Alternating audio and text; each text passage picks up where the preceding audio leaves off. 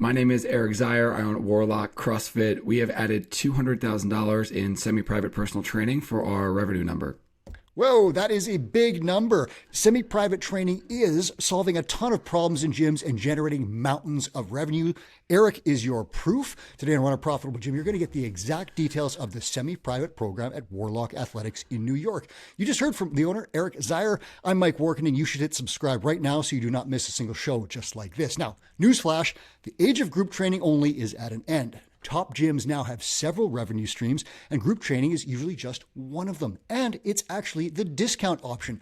PT is the premium service, and the service in between, semi-private training or small group training, they're slightly different. The quick details: semi-private training. In that program, one coach delivers personalized workouts to 4 to 6 people. Can be 2 sometimes, but it's around that 4 is a sweet spot. These sessions might bring in about $240 an hour, and coaches can make way more than just $25 a class. It's a win for clients. It's a win for coaches. It's a huge win for gym owners. Now, let's dig into the books at Warlock Athletics. Erik, are you ready to roll? Ready to rock and roll, Mike. Thanks for having me on board. I am pumped about this. As always, we just chatted a little bit before the show, and you've got some numbers and stats and so forth. So let's dig into that. Yeah. How much does your semi-private training program generate each month, and how long did it take you to reach this epic level? Yeah, that's a great place to start, because I think a lot of people kind of might see it and get overwhelmed from the start. Right. We generate somewhere between like $15,000 to $22,000 a month in semi-private training. Whoa, look at that. We do most of our billing on like Mondays. So if we get a longer month and that month hits on a Monday, we see more revenue that month. So that's why like there's a little bit of fluctuation there between the 15 and the 22, depending on what's going on. It's scaling up. So how did that take, like, when you started this program, what was like, do you remember like month 1, month 7, like what were your early numbers in this? Yeah. So it's funny. I remember it very vividly because we were kind of upside down on our numbers. Like we were crushing group classes. We had 140 hours of PT, and like we still weren't like fully profitable. Like we were still like fighting like 1,000 up, 2,000 down, 2,000 up, 1,000. And like we were just teetering back and forth. So we looked at the semi-private model and we're like, man, like we're having members pay a premium when some of these members should be in a 1-on-4 setting. So we started out with just 1 hour of semi-privates. And so just dipping a toe. Yeah. So I kind of had like a plan where like we needed to just like create enough buzz around it to make sure that it was successful. Yes. And I think that's where a lot of gym owners kind of struggle. And this is where I can kind of offer some insight for everyone listening at home, is like, you got to make sure you have the conversations on the back end before just launching this thing and really know where the demand is. So we had 140 hours of PT a month. We knew that there was a ton of demand from like 4 to 6 p.m. And I basically knew that like I had a lot of back end conversations, but we started out with 1 hour of this thing at $66 for the hour. I put it out in our members only Facebook group. I was like, hey, we're launching a semi-private. This is what it entails. If you are interested, either comment below or shoot me a DM. And that one session filled up in about 45 minutes. And that's $66 per person, right? $66 per person for the hour. So we were generating $264 in revenue. The members were paying less than PT. What's the PT all rate? got the PT rate for us at the time still is 120. Yeah. Okay. So but you said they're getting their own programs. Yeah, but they're getting their own programs, and they're able to like still get the watchful eye of a coach. Like, yes, they don't need to like. I feel like some of it, like especially with PTs, not that it's babysitting, but like some of our athletes are advanced enough where like they don't need us to sit there and be like, hey, like let's do a warm up together, right? So like, but they're also not going to warm up on their own.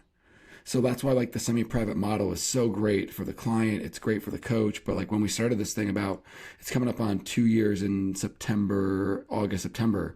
It was one class, and it very quickly, I had probably 10 to 12 people go, hey, that time doesn't work for me, but these are the other times that it does work. Ooh. So we started to be able to piece together very quickly within 48, 72 hours, 4 sessions in that week. So we were generating over $1,000 of revenue. The coaches were getting paid more. The members were paying less. And the what we were able to do was almost the same as the PT. Whoa. So you started off with one session, so you're making basically $264, and you've now scaled this up to, you said $15,000 a month. Is that what I heard? Yeah, $15,000 a month is the low end. And that's taken you for 2 years, essentially. Yeah, we kind of hit like a few different levels of this thing. So like 1 to 4 sessions was fine. When we grew it to around 8 sessions, we started to hit some different bottlenecks and struggles in terms of like scheduling, rescheduling people, programming, the coach's capacity.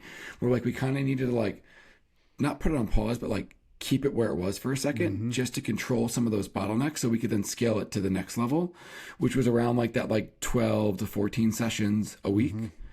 And then we refined it again, and we ended up, right now we're around like 17 to 20 sessions a week, I believe. Okay. So listeners, $260 some per hour in these sessions. But a couple of things that are really important here is that Erik did not just throw this thing out and say, we're launching a giant semi-private program and the slots are at 10:30 on Tuesday. And I don't care if you like that slot. And he did, there was a bunch of steps that he followed. And I'm going to put a link in the show notes here to Daniel Purrington's show where he talks about the exact prerequisites for this program. He talks about exactly what Erik said. He did not, you don't just throw this thing out. You have to have a prescriptive model in place. So you're talking to clients and start to know their goals and tell them, here's what the solution is. You have to have internal content marketing and external content marketing so that you can tell people what this program is. Erik said he posted in his Facebook group. He's telling people about something new. You have to have that messaging in place. And then from there, you have to have the space and you have to have coaches who can run this program, because it's not easy, right? It's very difficult to manage 6 people at once. You have to have high level coaches. You have to have space for it, obviously. And then you've got to have time slots. So there's a lot of stuff that goes in here. And the final thing is that when Daniel said is essential, you do not try selling this to outside people. First, you market it internally right away. And this is a huge key that people will get backwards. Listen to that show. I won't get into the details here because we're digging into Erik's exact program, but do click that link in the show notes for your prerequisites for that program. So tell me what you pay coaches in this model, because there will be some coaches listening and I want them to see what's possible. Yeah. So right now we end up paying them. We kind of do it. It's still the 4/9 model, but we do we do their normal hourly rate plus a commission. So rather than just do like, hey, you get 4/9 of it, we make sure that base pay is there for them. It's just easier for us on the back end business wise. We use MindBody as our software. And then from there, we've built in commissions for that. So like the commissions range anywhere from 10% up to 25% for that session, depending on the expertise, the coach, and all that kind of stuff that's going into it. Safe to say they're making more than they would for a 1-class group session? Yeah, so they're making somewhere between $53 and $96 an hour. Yeah, so those are like livable wages where you can actually support a family and buy a home on that kind of thing, whereas $25 a class, as many coaches know, that runs into a wall pretty soon. Yeah, it's been game changing. I mean, we have 2 coaches that are probably going to break or be right around $100,000 this year. One that's going to smash through that. But like it's cool to have that piece and know that our members are getting exactly what they need. Like we've never had more PRs in our gym. Like it is working across the board. Like it is aces. Yeah, and that's what I said. It's a win for the gym owner. You're taking in more revenue. The coaches, some of them making 6 figures. You're not the first semi-private gym owner who's told me that their coaches are making 6 figures now, which is like a good wage for a coach. Whereas, 40 classes a week at $25 a class, you run into that wall and you can't do more and you burn out and then you become a firefighter or real estate agent. That's a problem, So this is like, and it's also a win for the clients because they're getting personalized program, tons of attention, but exactly like you said, I did personal training and I stand there after, okay, we did the set, we did the tip, we are going to kill the time in between by talking about the baseball game and some other stuff. And there's nothing wrong with building that client relationship. And some clients want to pay for that one-on-one time. However, I could also give you, Erik, you know what? I just need to pull your shoulders back in that next lift, and we're going to hit that in 3 minutes. I'm going to move to the next client, talk about her deadlift, and move to the next client, talk about his running form, and you circle around, and everyone gets the exact amount of attention without some of the fluff in between. And clients get great results because personal attention is better than group attention. Group classes still get results, but it is your discount option. Let's talk about that. You talked about why did you create this revenue stream? You covered a little bit of that, but hit me with just, again, the reason why you did this, and what were the greatest challenges to getting it in place? Yeah, so we were kind of back and forth with like profitable, not profitable, not profitable. And we were crushing PT and like we were a little bit upside down on our numbers where we were overpaying our coaches. Because we weren't charging enough. The coach was getting more commission. And like, meanwhile, like we're trying to cover 140 hours of PT. And like, we just don't have enough staff. So like the payroll has gone up, the commissions have gone up, the members are getting better results, but the business wasn't where it was supposed to be. Right. So we had to really look at this thing. In terms of why we did that, like we knew that it was a win for the client. It was a win for the coach, and it was a win for the business. So like very, very few things in business. And I've owned my affiliate for 11 years, and I've owned my own business for almost 25 at this point. Like, it is very unlikely that you see a win-win-win across the board. And as soon as we saw that model, I was like, man, like this is where we need to go to. We've also used it, and this is a little bit different too. Like, we've also used it as part of like our on-ramp program. So like, we've built it up within our gym members, where our gym members do it. We actually have, in terms of stats, we do pretty well in the open. We have a pretty high participation rate. Like, we still do it. 8 of our top 10 males did semi-privates. 9 of our top 10 females did semi-privates. So this is performance. Like, yeah. So it's performance-based too. And it's not that we're like a huge competitive gym, but like the reason why people are doing fitness is they want to see improvement. They want to get better. And we need to lay out that path for them. But when you show the statistics, and I go through with my members and say, hey, by the way, if you want to be a big dog in the gym, these people are getting results the fastest. Top 9 out of 10 are doing semis. People go, oh, yeah, like that's a part of it. And to go into on-ramp, we noticed that like going from one-on-one training into classes, not always the best. And some people can't afford the PT side of things. So we've literally have streamlined it. So it goes one-on-one, and then they go into 2 semis a week and a class. And then they've at least had enough exposure after 6 weeks of like, hey, do I like semis? Do I want to stay with semis? Do I also want to do classes? Where do I fit with this thing? But it also kind of pre-qualifies in terms of how we're looking to grow the business with average revenue per member. So it kind of hits all of those pieces of what we want while still getting people exactly what they need and keeping it in a reasonable budget. Yeah, and you hit on a couple things. Like, I tried to solve the competitive athlete problem with low-priced open gym that was an unmitigated disaster. It almost sank my business. If you have special interest groups, people who want to do their own thing or get a special attention or do certain things, semi-private training is a great way to supply it to them. It's way better than $20 to add on open gym, in which they take up all your barbell, spread chalk everywhere, and have 16 different things going on at once, taking all the space. That's a huge problem. Another Two Brain gym, I believe it's in the Bay Area. I think they were running something like 30 PT sessions one-on-one. The coach was maxed, had no time, or the owner was maxed, had no time to run or to build his business because he was working in it. He's now gone down to 10 or 11 or 12 3-on-1 sessions. So instead of serving 30 clients in 30 hours, he's serving 30 clients in 10 hours. He's taking Wednesdays off, hanging out with his kids, and he's making, I think the number is 84% more revenue in this model. So that's a really interesting thing. Talk to me about the biggest challenge. What was the biggest hiccup for this thing? Yeah, I think the biggest hiccup came actually like from that like 8 to 14, where like we had to like figure out kind of like because we had a bunch of sessions open. So like we only allow one switch every 6 weeks in terms of scheduling. Because if you have, let's just say there's 4 people, there's 32 people, and you have, 50% of them changing every other week. Yeah. Like, you have to reschedule 16 people. Like, it slows down the coaches. It messes up the schedule. And then you have, 2 in one, 5 in another. And we try to keep it at 4.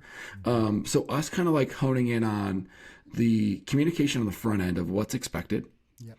So we rewrote that whole kind of like onboarding process. Hey, when you sign up for the semis, and we assign people a specific time. I know that there's some gyms that kind of like let people jump around with that. We try to keep it in a specific time because we know that when people are accountable to time, they get the better result. They also are on board longer. And if they need to make that adjustment, it's once every 6 weeks. So they sign up for a block of 6 weeks. I'm coming at Tuesday at 10 a.m. and I can make one adjustment in 6 weeks. Yep. And if they do one adjustment, totally cool. If they do 2, they end up sitting down with a goal review for us. If it's 3, they most likely need to be in a different program. There you go. That doesn't fit with what we're doing. But the biggest bottleneck was like, it was a combination of like the scheduling, the communication on the front end, even like the cancellation. Because some people, like, we didn't really set a clear expectation of, hey, like, if you don't want to do this thing again, how long do you need to give us? Right? So like, we had a few people like 2 days before, like, hey, I'm not going to renew this thing, but they were already members. I got to fill the slot. Well, they were already members at the gym, so we're not going to hold them to like the same 28-day cancellation policy because the thing is 6 weeks long. So we came up with they have to give us 14 days notification because our coaches start programming 10 days out for the next session. So basically, like, what that looks like is the member like says, no, I'm not doing it, and then we don't have to worry about programming. If they don't, 10 days out, the coach starts programming. Programming gets reviewed and approved. And then this way, the week of, everything gets printed up. They still get it on a sheet. We don't do the online programming. I'm not a huge fan of it because then people feel like they can kind of just do it wherever they want with access to it. I like the physical piece of it and where they write down and take notes on it. But refining that process to grow from 8 hours to 14 hours, it wasn't just me refining it. It was like me creating the buy-in with my staff. We sat down for 6 to 8 weeks, every week for about an hour. And like, they thought I was nuts, like just hammering, like beating a fucking horse to death. And they got it after the point. I'm like, the reason why you guys are growing now is because we did the work 12 months ago. Which is, again, Two Brain has allowed me to see those things with working with Anastasia and with Dan, so I can understand like what that path looks like and help me get through those bottlenecks that I wouldn't have seen on my own. And that's exactly it. A mentor will show you the short path that involves no mistakes or one very small mistake that you just, okay, we'll change that and upgrade that. Whereas you figure it out on your own, you hit all those potholes hard and you are in major trouble. I know it because I did it, but a mentor can show you this easy way. So book a call to talk to a mentor via the link in the show notes if you want to get the easy button.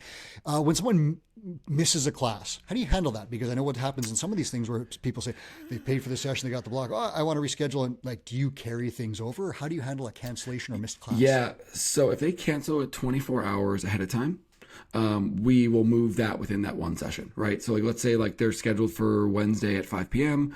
They message us at Tuesday at noon saying, hey, I need to push it. We kind of have like, at this point, because we have so many sessions, have like a flex session on Saturday or Friday. We're like, we can kind of have a little bit of leeway with that. And the coaches know, because we've seen the data, what's going to happen with this stuff. So in terms of like, if it's in that 24-hour window, they lose that piece. We have to hold that level of accountability for our members and for our staff, because like they can't be running around chasing their tail, trying to hunt down people at last minute. And obviously, like there are exceptions, right? Like someone's kid is sick, someone's in the hospital. So, like there are exceptions to this rule. I'm not saying like we roll with an iron fist, but like we do hold people's feet to the fire to make sure that they show up, because like then you're taking the slot away from somebody else. Yes. And you know, an emergency on your end doesn't constitute an emergency on our end.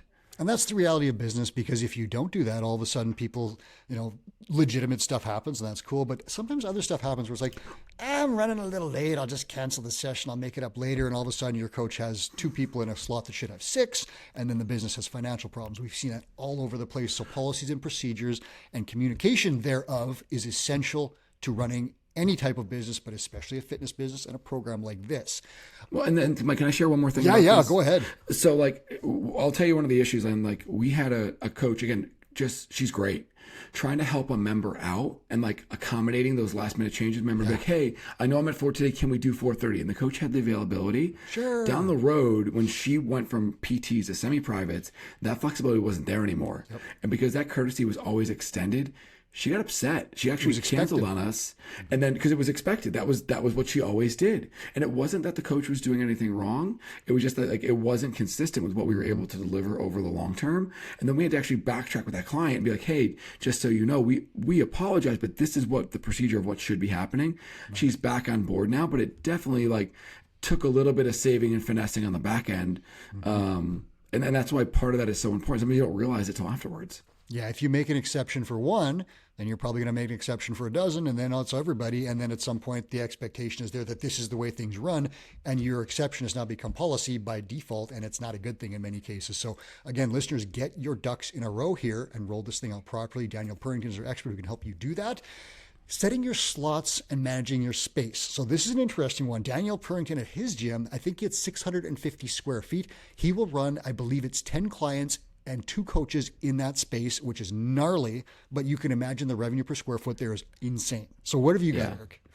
So we have 8,600 square feet in our whole gym. Yeah, so it's massive. It's a big gym. We run class on around 3,000 square feet of it. Yep. We have the other 3,000 for PTs, semis, kids classes, legends classes. And sometimes like the legends, the kids class, and the semis are all going on at the same time in those 3,000 square feet. So what we have set up for our semis is basically 4 squat racks. 2 of them are connected with a 6-foot bar, and then there's about 10 feet in between, and then 2 of them are connected again by a 6-foot bar. So they all have their own like half rack on the back. Everyone has kind of like their own slot. We like to run the 1 to 4. We will run a 1 to 5. We don't do more than a 1 to 5 with our space. Our coaches feel like they really, not that they struggle with it, but like it could be a better service with that. There's still some skills to refine. And like, keep in mind, like I have my staff that does this, there's level 3 and level 2 full time, like very, very good at what they do. Like they are world class at it. So like if you're new at this thing and you're thrown in 1 to 4, like your coaches are probably going to drown a little bit. And by a little bit, I mean probably a lot. And we also like built out that space over time. Originally where it was, 3 squat racks, we built the 4th one. We bought the 4th one. We put in all the racks, we connected the rig up top. Like we've tried to develop this space so it looks like a premium space. We bought Concept 2 bike ergs for these things. So like we're trying to reinvest some of that money back in the program. So it actually stands out a little bit from what the rest of the gym gets with assault bikes, Concept 2 or Echo bikes, different barbells, different plates, newer rig setup. Like it looks a lot cleaner. And overall, if you can imagine what does 4 rig spaces look like? Maybe 40 feet, and it's maybe 10 to 15 feet out. So it's not much bigger than what Dan's working with in terms of 650 square feet and generating $220,000 in revenue, 210, somewhere in that neighborhood. So again, like if you're in the tighter space and you manage it right, the other part is we also don't program ring muscle ups normally in the semis, because like that can be a specialty piece. We also try to avoid sled pushes and double unders just because they're space hogs. No GHDs in there probably either, right? Yeah, I mean, we have a little bit of play space on the side, but we try to keep it. And this is one of the problems we first ran into is like the programming was all over the place. So I got some people, and like all the equipment wasn't there. So I have some people going to the other side of the gym. I'm like, Coach, you can't see what is going on when your member is 40 feet away in the gym. Then you have to go over there to coach that piece, then walk back. I get it, but it wasn't ideal. So that was part of the growing pains. We're like, man, we need to solve this thing quick. So we had to fix the programming. We had to fix the space of it and just set it up so like it was what we needed to reinvest that back in there. But we did that with the profits from what we pulled off of from the semi-private programming. Yeah, so key things here. You can do this in a small space or a slightly larger space like 3,000 like Erik's got. The key, though, is making this space, either with curtains or even just some racks or just the way you arrange it, making it feel a little bit different and special and kind of elite. You just can do that. You can do it with just like plate trees if you want. Make it feel different. You're going to program for that space. You're not going to do 80-foot sled pushes, ring muscle ups over there, deadlifts over there, and some other stuff over there. You're keeping it clustered. You're going to make people fit in a smaller space. That totally works just fine. Here is an important one. When did you set your slots for this? Because Daniel has said that many people will say, this could be an awesome way to fill my 10:30 Thursday slot where no one is.